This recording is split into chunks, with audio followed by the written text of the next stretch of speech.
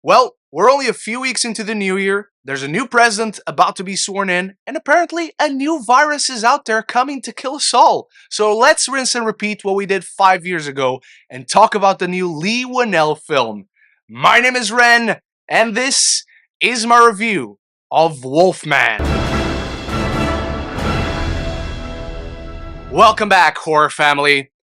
Thank you for joining me for my first review of 2025, where once again, Lee Winnell brings us his new take on another classic Universal monster.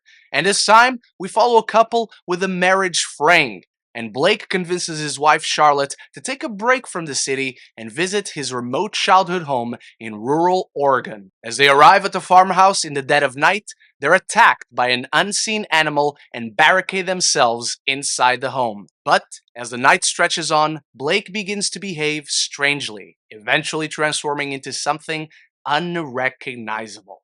And to set the table here, I've been a Lee Winnell fan for 20 years now. I've been rooting for him since he starred and co-wrote the original Saw.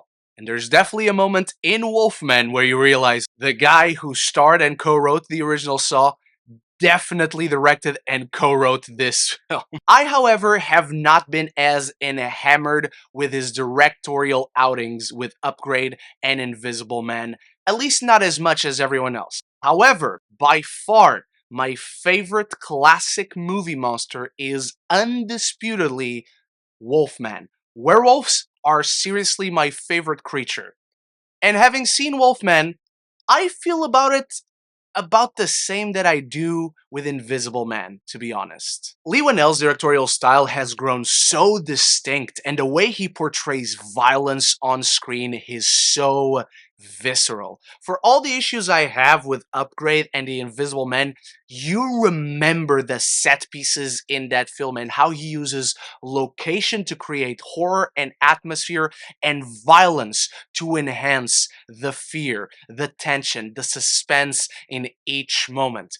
In Invisible Man, you have a woman hiding away at her friend's house from her abusive husband, and he uses a mundane kitchen, a mundane hallway in every way we can, and that is the same in Wolfman, in this secluded farmhouse where every inch of the house becomes important. It's just as new to you as it is for the characters in the film, and you remember the gnarly violence in this film. When someone is scratched, when someone is shot, you hear it all in the sound design, as well as the fantastic score by Benjamin Wallfish. And of course, because this is a Wolfman movie, you want to see a memorable transformation. You want to see some good, gnarly body horror. So you get moments of nasty body horror, visceral, brutal carnage candy on screen.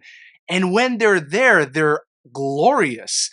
There just isn't enough of it due to Winnell's purposeful stripped down approach where all the memorable iconography that you maybe expect from a werewolf movie, from a Wolfman movie, just isn't there. On-screen werewolf transformations have gone through the ringer. They've been up there, they've been down here. We have the Van Helsings of the world, we have the Wolfmans of the world, and we also have that weird one that became a meme on the internet that I have no idea where it's from.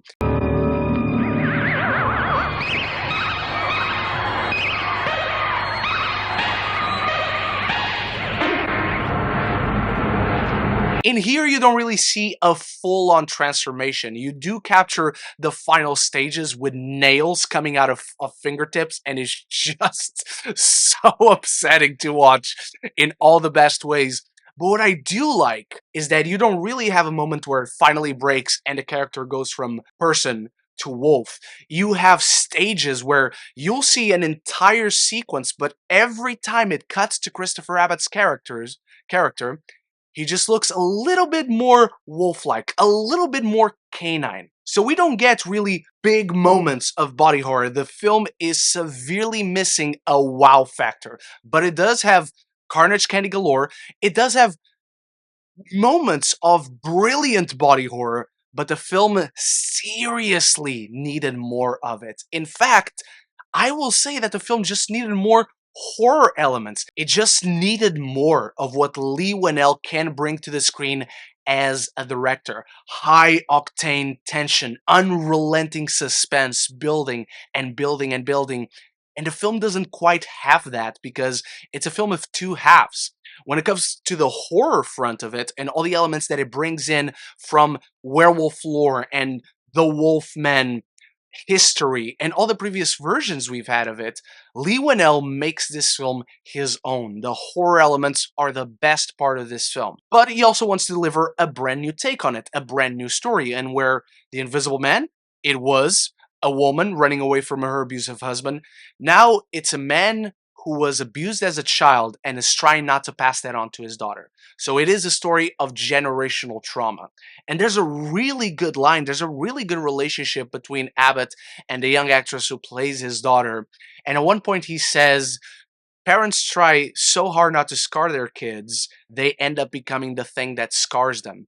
And while I do think the line was delivered way too early in the film, it builds on that entire relationship, which is what works best about the film, emotionally speaking. There just isn't enough in that allegory to be compelling. Everything about it feels superficial, like, it's there, this is what we're trying to do, but they don't really explore it to a deeper level. What gets in the way of that, to me, is the writing. Winnell co-wrote the film with his wife, and I think the wife and husband pairing in this film between Christopher Abbott and Julia Garner just never fully clicks and sparks into life. Both Garner and Abbott are fabulous actors, but a lot of the emotional moments between the two just didn't feel played right, as if they were unsure whether to go big or underplay it in some way.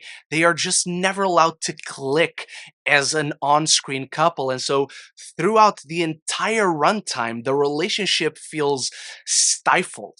What doesn't help is that this is a film you know exactly what you're going in for. You know exactly what you want from a film like this. And because the film plays it so straightforward, so predictable from the very beginning, you feel like it takes a long time to get going. It's got its spacing all over the place. It's too slow when it should be a little bit faster and build on that supposed suspense, and then it just breezes by certain moments, such as the body horror, the wolfman finally being a presence on screen. Nothing about it just ever clicks as much as it should. Plays it in a sort of safe way, where Lee Winnell has been reinventing and reinvigorating horror while giving new interpretations to classic monsters. This one just doesn't feel all that new. My personal issue with this film, and I left it for last because it's a very much personal thing, I don't like the werewolf design, the wolfman design in this film at all. I'm not scared of it. I don't buy into it.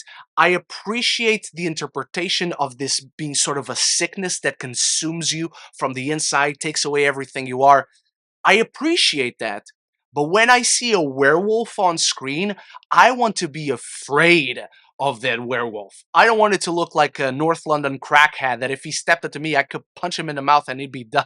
And that is admittedly a very strange place to segue into you starting the conversation about Wolfman. In the comments below, are you excited for this film? Have you seen it? What Saw or horror in general homages did you catch in Wolfman? And what's the next universal classic monster you want to see a new version of? Anything and everything down there. If you're enjoying this review, there's many more like it right up here from last year, because again, this is the first review of 2025, but I'll be reviewing many more movies this upcoming year. So if you want to stick around, talk more movies and TV with me, this is the place to be. Consider clicking that subscribe button and you won't miss any future conversations on your favorite movies and TV. Wolfman feels played out before it even gets going, with gnarly body horror, carnage candy, and Winnell's inventive camera work not compensating for hollow allegory. It's a solid reimagining with interesting themes, but it lacks atmosphere and fails to truly scare. Good, just not great. I'm giving Wolfman a B-. Thank you so much for watching, Film Family. Remember to start the conversation about Wolfman in the comments below and stay tuned for many reviews to come very soon. We got Companion next week, and I believe I have something else to watch up until then. I have to catch up on A Complete Unknown and Better Man, and we also got Oscar nominations next week, so I'm very excited and I hope to see you there. So until the next one, love each other and love the movies.